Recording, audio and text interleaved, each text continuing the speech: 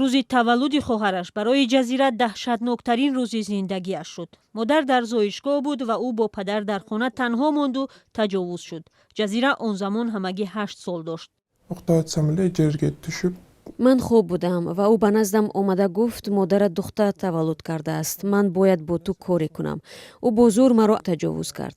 ман бисёр гирья кардам, дод задам, гуфт гирья накун вагарна мекушамад. агар ба модарат гап занӣ ӯро ҳам мекушам. вақте ӯ аз таваллудхона баргашт, рафторат бояд маъмулӣ бошад. аз тарси таҳдидҳои падар ҷазира 10 сол дар ин бора ба касе ҳатто ба модараш чизе нагуфт. тамоми ин муддат падар пайваста духтарашро таҷовуз мекард. замони наврасӣ ҷазира қасди худкушӣ кард. ҳодиса замоне ошкор шуд ки духтар бо ҳадафи таҳсил аз деҳа берун рафт. ӯ ба мақомоти тафтишотӣ аз 43 ҳолати дастдарозии падараш нақл кардааст. ӯ пайваста маро ба хона даъват мекард, маҷбур мекард ки биёям. ман аз ин ҳама хаста шудам ва маҷбур шудам ки ошкор кунам. фикр мекардам касе ба ман бовар намекунад, зеро ман хурд ҳастам. ҳама падари маро одами хуб фикр мекарданд. вақте хурд будам ба падарам бовар мекардам.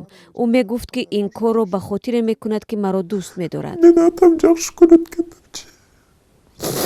2 моҳ пеш падари ҷазираро боздошт карданд. ҳоло духтар бо модараш ба фишор аз сӯи хешовандони падар рӯбарӯ шудаанд.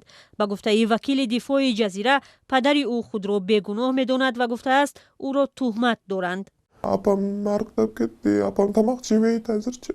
модарам хеле хароб шудааст, ӯ чизе намехӯрад. онҳоям буданд ки мегуфтанд ту вайрон шудаӣ, модарат ҳам. шумо барои пул ва хона падаратро тӯҳмат карда истодаед, вале барои ман чизе дар кор нест.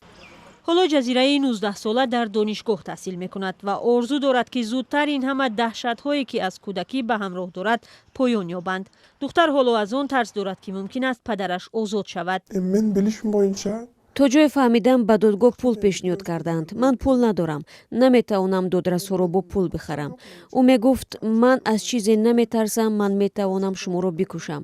туро ва модаратро қатл ва хоҳаратро таҷовуз мекунам. ӯ бояд тамоми умр дар зиндон бимонад. қарори аввали додгоҳ дар нисбати падари ҷазира бояд рӯзҳои наздик эълон шавад. ҳоло муҳокимаи ӯ идома дорад. ба наздикӣ ҷонибҳоро бо ҳам рӯбарӯ мекунанд. вакилони дифои ҷазира барои падари ӯ ҳукми абад талаб доранд.